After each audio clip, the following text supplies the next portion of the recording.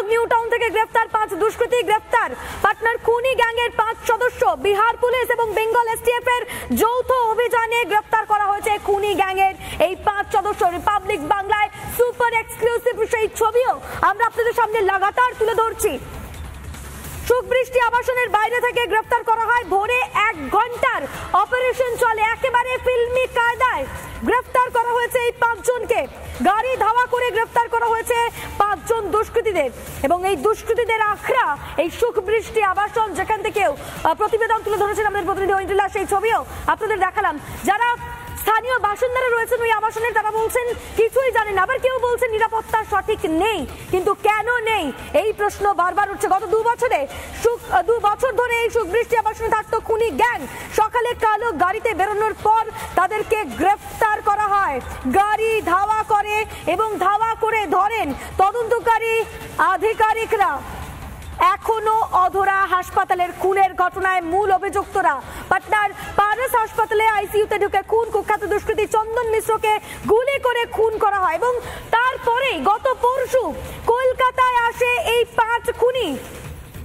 Safe shelter কি তাহলে এই খুনিদের কাছে কলকাতা ছিল, যে কারণে তারা কলকাতায় পালিয়ে আসে? গা ঢাকা দিতেই কলকাতায় খুনিরা শাহপুরজির সুখবৃষ্টি আবাসনেই গা ঢাকা। আর এই শাহপুরজিতেই 2021 সালে এনকাউন্টারে মারা যায় কুখ্যাত মাফিয়া। আর এই গোটা ঘটনা নিয়ে অধীর রঞ্জন চৌধুরী, কংগ্রেস নেতা, তিনি ঠিক কি বলছেন শুনুন।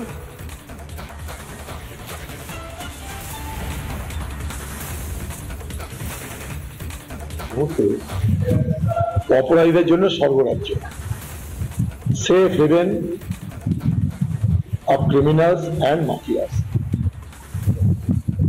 এটা কিন্তু এই প্রথম হলো না, এর আগেও দেখেছেন পাঞ্জাবের বড় বড় মাফিয়ারা এই নিউ টাউনে পাঞ্জাবের পুলিশের সঙ্গে এনকাউন্টারে মারা গেছিল।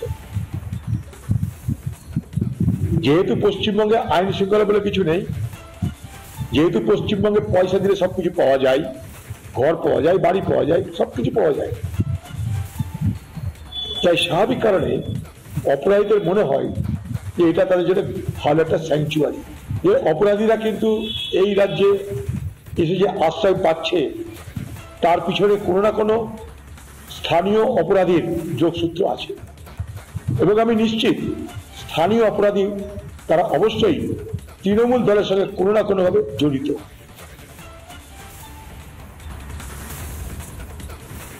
স্পষ্ট কথা অধীর রঞ্জন চৌধুরীর, কোনো না কোনো ভাবে রাজ্যের শাসক দল জড়িত। যে খবরের দিকে আমরা নজর রেখেছি, সুপার এক্সক্লুসিভ যে ছবি রিপাবলিক বাংলা আপনাদের সামনে তুলে ধরছে। 1 ঘন্টার নিখুঁত অপারেশন এবং ফিল্মি কায়দায়, একেবারে ফিল্মি কায়দায় বেঙ্গল এসটিএফ এবং বিহার পুলিশ এরই সহ তারা যে 1 ঘন্টার অপারেশন চালান, সেই অপারেশনে কিন্তু গ্রেফতার করা হয়েছে 5 জন দুষ্কৃতীকে। পাটনার হাসপাতালে মাফিয়া চন্দন মিশ্রকে খুন এবং যে ঘটনায় গ্রেফতার করা হয়েছে 5 জনকে। আর কোথা থেকে গ্রেফতার করা হয়েছে? নিউ টাউনের সুখবৃষ্টি আবাসন থেকে। পাটনার হাসপাতালে চন্দন মিশ্র খুনের ঘটনায় সুখবৃষ্টি আবাসন থেকে গ্রেফতার করা হয়েছে 5 জনকে। ভারতবর্ষের যে কোনো প্রান্তে জঙ্গি নাশকতা হোক, জঙ্গিদের স্লিপার সেল হোক, অথবা দুষ্কৃতীদের নিরাপদ আশ্রয় এখন পশ্চিমবঙ্গ। বিহারের একটি হসপিটালে যেভাবে আইসিইউর মধ্যে ঢুকে একজন রোগীকে নির্বিচারে গুলি চালিয়ে দুষ্কৃতীরা হত্যা করেছে, তারপরে তাদের পাওয়া গেল নিউ টাউনে, পুরুলিয়াতে। ভয়ঙ্কর ঘটনা। তার মানে বিহারের দুষ্কৃতীরাও আর উত্তরপ্রদেশ পালিয়ে যাচ্ছে না, আসাম পালিয়ে যাচ্ছে না, ত্রিপুরা পালিয়ে যাচ্ছে না, উড়িষ্যা পালিয়ে যাচ্ছে না। তারাও জানে যে পশ্চিমবঙ্গে পৌঁছাতে পারলে তাদের আশ্রয় নিরাপদ। সেফ প্যাসেজ ক্রমেই সেফ হোমে পরিণত হয়েছে।